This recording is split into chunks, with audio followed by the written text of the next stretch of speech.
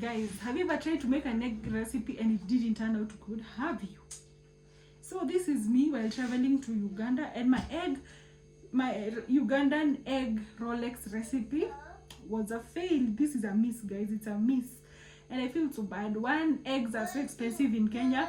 Two, I thought it was an easy recipe. I thought it was something that I could easily ace. But guys, hey, this is such a disappointment. Anyway, for the Ugandans in the comment section, or the ones who are watching, kindly watch this video till the end and come and please educate me, because I would want to be a perfect egg Rolex chef. Okay, so please, let's watch it together, let's learn together and find out why did my eggs not turn out the way I see the Ugandans make their egg recipe. Why guys, why?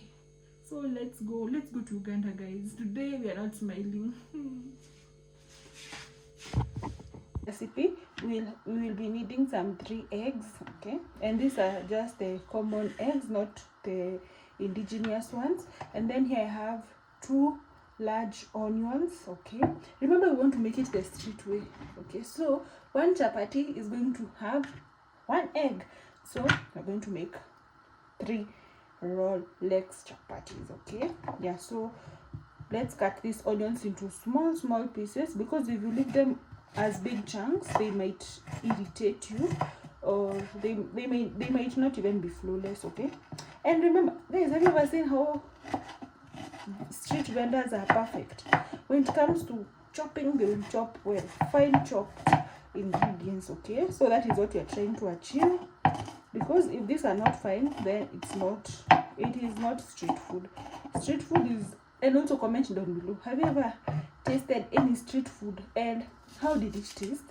And did you prefer street food, or do you prefer making your own food? Personally, when it comes to taste, street food has all the credit, but I also love making my own, because when you make your own, you will also save on a few coins, right? So that is why today we go all the way to Uganda, guys. So let's chop up these onions into small pieces, and then we'll meet after that. This is the before, this is the after. Look at how they are chopped, finely chopped. Now this is the street way, okay. So here we also have some 2 medium tomatoes. Let's chop them up. We must get such.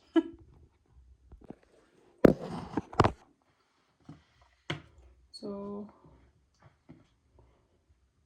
if you want to achieve such shapes, the first step is to first cut them uniformly into slices, thin slices. Finely chop these tomatoes, and then we'll be back.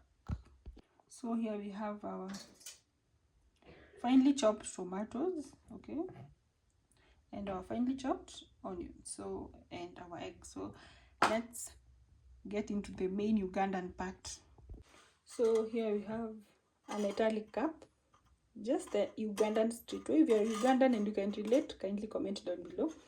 So just break the egg like so.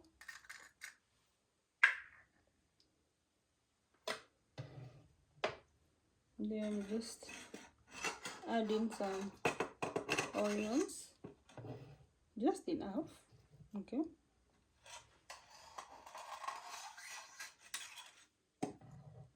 Then add in the tomatoes, okay.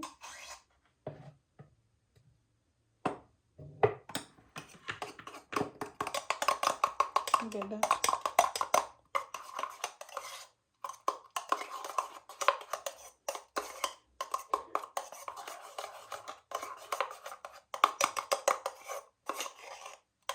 Does it look yummy already? Yeah, by the way, it already looks yummy. So let's finalize this recipe. Let's go and cook this yumminess.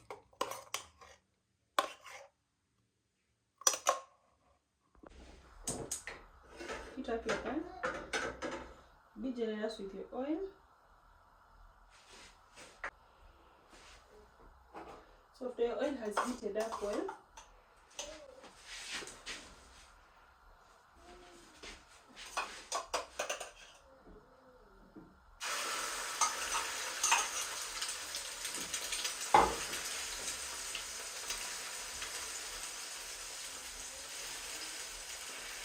So I'm going to let this cook for about 30 seconds.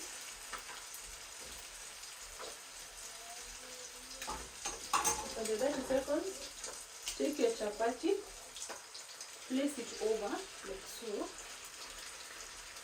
Then you let it cook for 30 more seconds. The heat should be medium to low.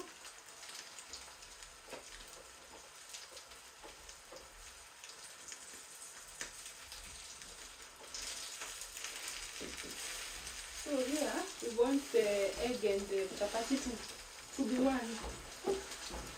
Okay. And I think we are achieving it. We are achieving it. Oh my God, this is my first time traveling to Uganda. Uganda, be nice to me. Uganda, be nice to me. Oh my God. Uganda is not nice to me. We're already done, but the Ugandans in the comment section, kindly comment down below and tell me where I went wrong. Because if I look at my Rolex, it's like the omelette is not one thing. Like, can you see? This is a fail. This is a fail, guys. But anyway, I think we can still try to like force it to be to be a real omelette. I think so, you know. But if you look at it, the outcome, I would rate this outcome maybe a 2 out of 10. Anyway, thank you so much for watching. God bless you. See you on the next travel.